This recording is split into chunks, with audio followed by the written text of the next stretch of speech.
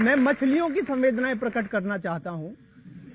आपने गोवा की बात की कि गोवा में एक मछली दूजी मछली को बोली, गोवा में एक मछली दूजी मछली को बोली, एक बात तो बताओ दीदी भोली, एक बात तो बताओ दीदी भोली, राजनीति से कब होगा हमारा अनुबंध, राजनीति से हमारा कब होगा अनुबंध, हमें खाने पे कहो कब लगेगा प्रतिबंध।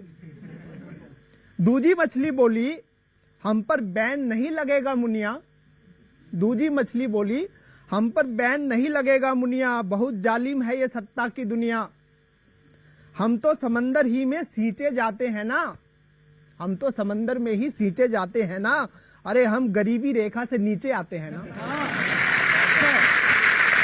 अच्छा देता सुनाई शोर है बस काऊ काऊ का, केवट बना के रख दिया सत्ता की नाव का, पहले से ही अयोध्या में एक राम लला है, अब गाय भी लो हो गई मुद्दा चुनाव का, अब गाय भी लो हो गई मुद्दा।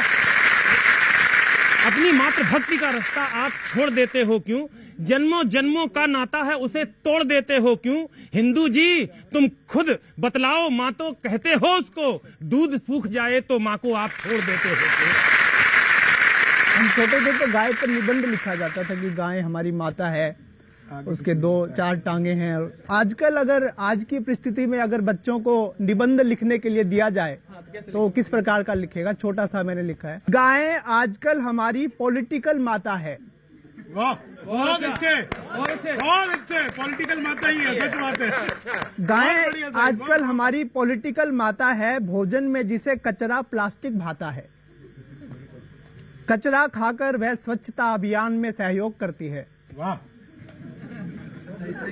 बहुत अच्छे। कचरा खाकर वह स्वच्छता अभियान में सहयोग करती है, सड़कों पर पड़ी हुई भांति भांति के योग करती है,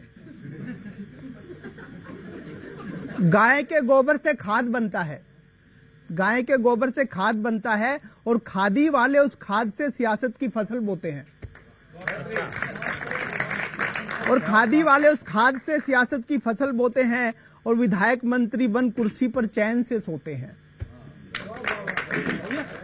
आज गौ माता का नाम सर्वव्यापी है, गौमूत्र से हर पाप धुलाते हैं, गाय की महिमा देखिए जिसे पीएम और सीएम तक चारा खिलाते हैं। गाय की महिमा देखिए जिसे पीएम और सीएम तक चारा। कासमी साहब, जिस दिन हम गाय के महत्व को इस देश की जनता को समझा देंगे, चाहे वो हिंदू हो चाहे मुसलमान, जिस दिन हम गाय के वैज्ञानिक उपयोग को समझा देंगे, ये प्रचार प्रसार कौन करेगा? सरकारें करेंगी, उनके विभाग करेंगे। मैं तो कासमी साहब एक बात कहना चाहता हूं कि मन में जो है नफरत उसे निकाल के तो देख, मन में जो है नफरत उसे निकाल के तो देख, गाय का दूध अपने मुंह में डाल के तो देख, गाय का दूध अपने मुंह में डाल के तो देख, और तेरे बड़े कुनबे को सालों तक दुलारेगी। मेरे दोस्त एक बार गाय पाल के तो देख। मेरे दोस्त, कितने लोग गाय पालते हैं? मैं जानना चाहता हूं कितने लोग गाय पालते हैं? देखिए, ऐसा है, इस वक्त जो है ये अग्रेसिव कल्चर का दौर चल रहा है और लोगों को प्रताड़ित किया जा रहा है, जिसको हम कल्चरल टेररिज्म भी कह सकते हैं। ये ऐसा हो रहा है कि वो आदमी, हर आदमी को हिंदुस्तानी होने के लिए, हर आदमी को हिंदू दिखाने के लिए अपने दरवाजे पर गाय बांधना पड़ेगी। आप उसकी बात कर रहे हो? Are you suggesting this? नहीं, ऐसा ही है। मैं तो मिसाल पेश करने की बात कर रहा हूँ। आप मिसाल पेश करो तो। क्या गाय को अपने घर पे बांधने है, गाय की पूजा करने पर ही हिंदुस्तानी रह सकता है? अगर लोगों को गलतफहमी है उस मुद्दे पर, तो गलतफहमी इस तरह से भी नहीं, गलतफहमी इस तरह से है कि आप जबरदस्ती हमसे गाय की पूजा कराओगे? नहीं, बिल्कुल नहीं। क्या इस तरह से? नहीं। क्यों? देखिए साहब, मजहबी क्या आप इस देखिए, गाय का सबसे ज्यादा कारोबार करने वाला इस देश में हिंदू है। अलकबीर जैसी बड़ी बड़ी कंपनी, फैक्ट्रीज जो बीफ का एक्सपोर्ट करती है, वो सब हिंदू हैं। जिस विषय में तर्क खत्म हो जाते हैं तो फिर तर्कों का और झूठ का सहारा लिया जाता है। ये वैसे ही कहानी है यहाँ पे। प्रश्न मुझे अपनी बात कहने का हक है कि नहीं है? किसका है? मुझे अपनी बात कहने का हक है कि नहीं है? स्पष्टता से बात समझ लें। यहाँ पे गाय का मांस और भैंस का मांस दोनों अलग अलग चीजें एक तो है। पहली बात ये है, गाय का मांस तो एक्सपोर्ट ही बैंड है, यहाँ काटना ही, नॉर्थ में तो काटना ही है। और दूसरा क्या है, गाय का जो हो रहा है वो सिर्फ तस्करी, यहाँ से जो सबसे बड़ी समस्या हिंदुस्तान में आ रही है वो वेस्ट बंगाल के मार्फत वहां पे तस्करी होती है, बांग्लादेश जाती है, वहां करते नहीं जाती है। मैं असम का ही एक तरह से वासिता हूं, थोड़ा सा मेरी बात मान ले।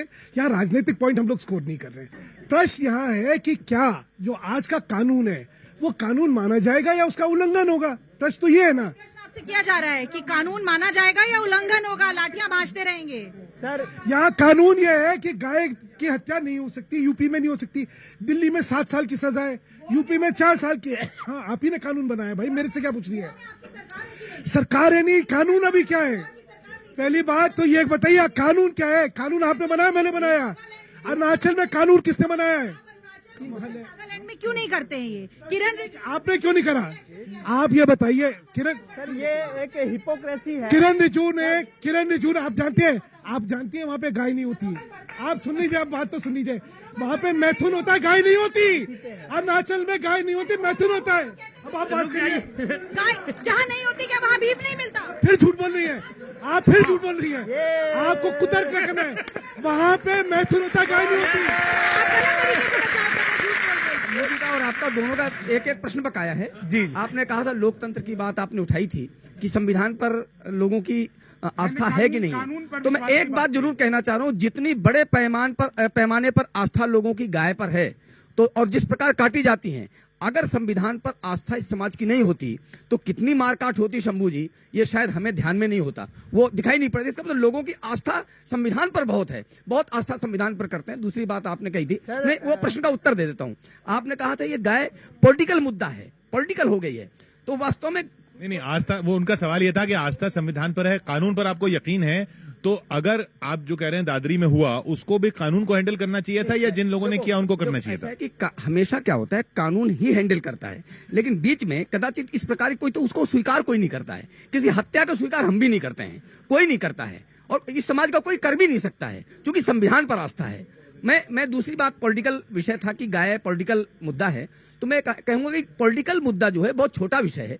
ये गाय जो है पूरे समाज की 125 करोड़ देश में बड़े पैमाने पर लोगों की आस्था है। पॉलिटिकल विषय तो बहुत छोटा सा है, तो इसलिए उसको छोटा न करके बड़ा ही करना चाहिए। बड़ी आस्था है लोगों। लपेटे में नेताजी कार्यक्रम आप देख रहे हैं, लेकिन आज WWF का मजा आया होगा आपको। लड़की देखने गए, लड़की की माँ बोली हमारी लड़की तो गऊ जैसी है। हमारी लड़की तो गऊ जैसी है, आपके यहाँ सेफ तो रहेगी ना? आपके यहाँ सेफ तो रहेगी ना? यह सुनकर लड़के का बाप बोला बहन जी फिर तो यह रिश्ता बिल्कुल सक्सेस है। बहन जी फिर तो यह रिश्ता बिल्कुल सक्सेस है। अरे हमारा लड़का भी तो गोरक्षक है। देखिए मित्रों, बड़ा दुख होता है जब लगता है गाय एक उपहास का विषय बन गया। जो हजारों साल की संस्कृति में आस्था का प्रतीक था, आज हम उस पर हंस रहे हैं। मैं तमाम जनता से कहना चाहता हूं, हिंदुओं से कहना चाहता हूं, मुसलमानों से कहना चाहता हूं, गाय हिंदुस्तान में क्या है? सुधांशु जी, रागिनी जी, कासिमी साहब, तिवारी जी, आपके तेवर बहुत अच्छे लगते हैं मुझे, लेकिन इन तेवरों को गौरक्षा के सही उपायों में लगाएं तो आपका बहुत बहुत आभार होगा। आपसे बहुत आशाएं हैं देश को, आपकी संस्था से बहुत आशाएं हैं देश को। गाय क्या है?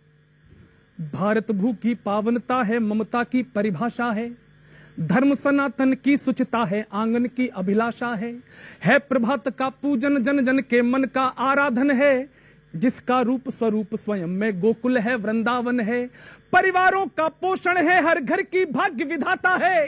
साथ मिले आपका, परिवारों का पोषण है, परिवारों का पोषण है, हर घर की भाग्य विधाता है।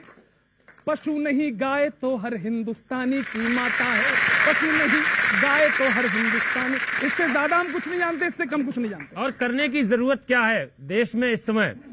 अग्र अंश भोजन का जिसको दिया है नित्य, ये हमारी परिपाटी रही, परंपरा रही, आज वो चीजें धीरे धीरे खत्म होती जा रही हैं। अग्र अंश भोजन का जिसको दिया है नित्य, उसकी सुरक्षा को भी ढाल बन जाइए।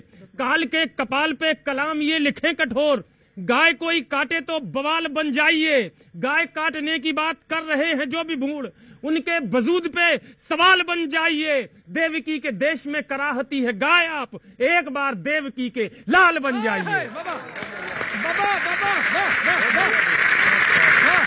कि हमारे मजहबों के बीच हमारे मजहबों के बीच ना कोई भी नफरत हो, सलाह है मेरी, हमारे मजहबों के बीच ना कोई भी नफरत हो बरकत आपकी तो हमारी भी तो बरकत हो, और करे कुछ ऐसा कि दोनों की श्रद्धाएं फले फूलें, ना तुमको हमसे दिक्कत हो ना हमको तुमसे दिक्कत हो।